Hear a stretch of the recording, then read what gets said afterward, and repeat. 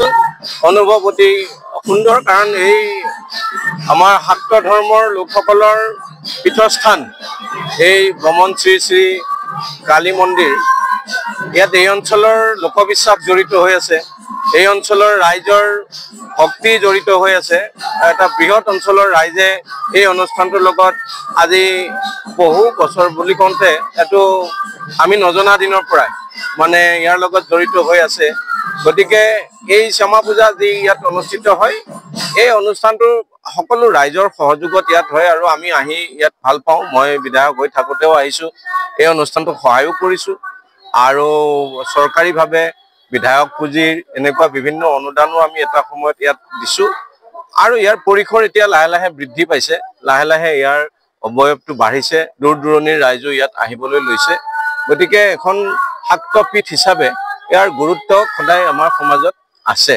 গতিকে মই এই অনুষ্ঠানটোৰ যিসকল উদ্যোক্তা তেওঁলোকক শুভেচ্ছা জনাইছোঁ আৰু বাকী অন্য আমাৰ সামাজিক অন্য কথাবিলাক আছে, আজি এই মুহূৰ্তত সেইবিলাক কথা ইয়াত কোৱা নাযায়। কিন্তু মই এটাই ভাল পাওঁ যে ইয়াত এখন সমন্বয় এটা গঢ়ি উঠে, ইয়াত বিভিন্ন জাতি জনগোষ্ঠীৰ লোক আহে আৰু আহি ইয়াত সমবেত হৈ সকলোৱে মিলা প্ৰীতিৰে অনুষ্ঠানত ভাগ লয়, এইটোৱে ডাঙৰ কথা।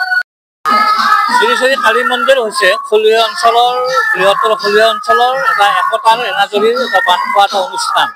এই অনুষ্ঠানটোৰ দ্বাৰাই আমাৰ বৃহৎ অঞ্চলটি একতাৰ দলেৰে বান্ধ খাই আছে।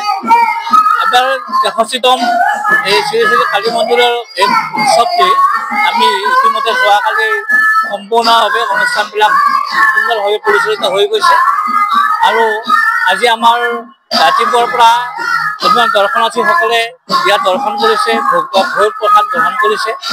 ইয়াৰ পাছতে আমাৰ গধূলি আজি আমাৰ এটা মানে অনুষ্ঠান আছে, বৃহৎ অনুষ্ঠান। সেইটো হৈছে প্ৰতি বছৰে আগৰ পৰা চলি থকা এটি অনুষ্ঠান।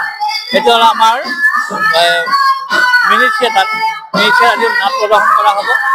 অহাকালি আমাৰ আছে আমাৰ গীতৰ আমাৰ অনুষ্ঠান আছে। তাৰ লগতে ৰাতিপুৱাৰ পৰাই আমাৰ ভোগ প্ৰসাদ চলি থাকিব, দৰ্শনাৰ্থীৰ কাৰণে অনুষ্ঠান চলি থাকিব। যাতে আমাৰ এই বৃহত্তৰ অঞ্চলৰ এই শ্ৰী শ্ৰী কালী মন্দিৰৰ এই কালী পূজাটো আমাৰ সুন্দৰভাৱে পৰিচালিত হৈছে আৰু বাকী যে অহা দিনটোলৈ ভালদৰে যায় তাৰ বাবে ভগৱানৰ ওচৰত মই প্ৰাৰ্থনা কৰোঁ। শ্ৰী শ্ৰী কালী মন্দিৰ হৈছে খলীয়া অঞ্চলৰ বৃহত্তৰ খলীয়া অঞ্চলৰ এটা একতাৰ এনাজৰীৰ এটা বান্ধ খোৱা এটা অনুষ্ঠান। এই অনুষ্ঠানটোৰ দ্বাৰাই আমাৰ বৃহৎ অঞ্চলটি একতাৰ দলেৰে বান্ধ খাই আছে। এবাৰ ৬৩তম এই শ্ৰী শ্ৰী কালী মন্দিৰৰ এই উৎসৱটি আমি ইতিমধ্যে যোৱাকালি সম্পূৰ্ণভাৱে অনুষ্ঠানবিলাক সুন্দৰভাৱে পৰিচালিত হৈ গৈছে আৰু আজি আমাৰ ৰাতিপুৱাৰ পৰা কিছুমান দৰ্শনাৰ্থীসকলে ইয়াত দৰ্শন কৰিছে, ভোগ প্ৰসাদ গ্ৰহণ কৰিছে। ইয়াৰ পাছতে আমাৰ গধূলি আজি আমাৰ এটা মানে অনুষ্ঠান আছে, বৃহৎ অনুষ্ঠান। সেইটো হৈছে প্ৰতি বছৰে আগৰ পৰা চলি থকা এটি অনুষ্ঠান। সেইটো হ'ল আমাৰ মিনি থিয়েটাৰ আজি নাট প্ৰদৰ্শন কৰা হ'ব। অহাকালি আমাৰ আছে আমাৰ গীতৰ আমাৰ অনুষ্ঠান আছে। তাৰ লগতে ৰাতিপুৱাৰ পৰাই আমাৰ ভোগ প্ৰসাদ চলি থাকিব, দৰ্শনাৰ্থীৰ কাৰণে অনুষ্ঠান চলি থাকিব।